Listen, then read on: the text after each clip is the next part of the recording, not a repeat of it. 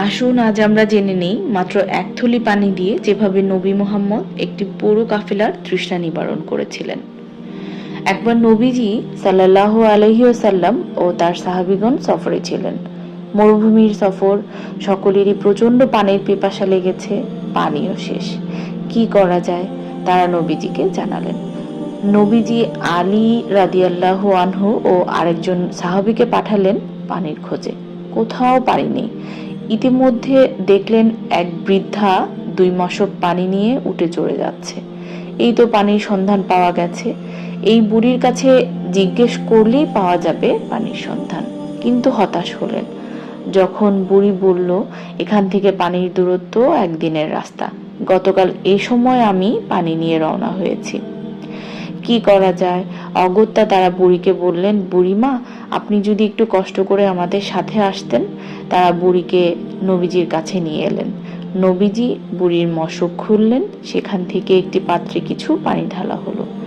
সেখান থেকে নবীজি মুখে একটু পানি নিলেন, সেই পানি আবার মশকের মধ্যে ঢেলে দেওয়া হলো। তারপর মশকের উপরের মুখ বেঁধে দেওয়া হলো এবং নিচের মুখ খুলে দেওয়া হলো। ট্যাপের মতো সেখান থেকে পানি বের হতে লাগলো। তারপর সবাইকে বলা হলো, এখান থেকে পানি নাও, নিজেরা পান করো, তোমাদের বাহন জন্তুকেও খাওয়াও। সকলে পানি নিল।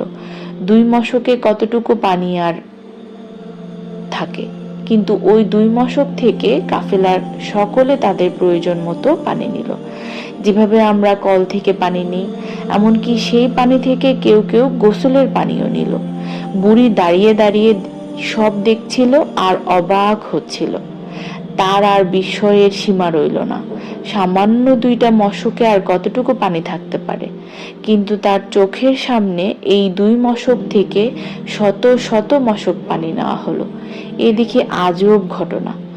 সকলে যখন নিজ নিজ প্রয়োজন মতো পানি সংগ্রহ করলো, বুড়ির মশক বুড়িকে ফিরিয়ে দেওয়া হলো। বুড়ি দেখলো, আমার মশক থেকে এত পানি নেওয়ার পরও এর পানি এতটুকুও কমেনি, বরং আগের চেয়ে আরো পূর্ণ দেখা যাচ্ছে। মশক ফিরিয়ে দিলেন এবং বললেন, আপনি তো দেখছেন আপনার পানি একটুও কমেনি। আসলে আল্লাহ আমাদের পানি পান করালেন। এরপর নবীজি সাহাবীদের বললেন, একটি কাপড় বিছাও এবং তার জন্য যে যা পারো হাদিয়া দাও। কেউ দিল খেজুর, কেউ আটা, কেউ জব। অনেক খাবার জমা হলো বুড়ির জন্য। এগুলো বুড়িকে হাদিয়া স্বরূপ দেয়া হলো। বুড়ি তো মহা খুশি। আমার পানি একটুও কমলো না, আবার পেলাম এতগুলো খাবার। মনের সুখে বুড়ি রওনা হলো বাড়ির দিকে। বুড়ি যখন বাড়িতে পৌঁছলো ততক্ষণে বেলা পড়ে গেছে। সকলে তার দেরি হওয়ার কারণ জিজ্ঞেস করলো। বুড়ি তখন খুলে বলল সব।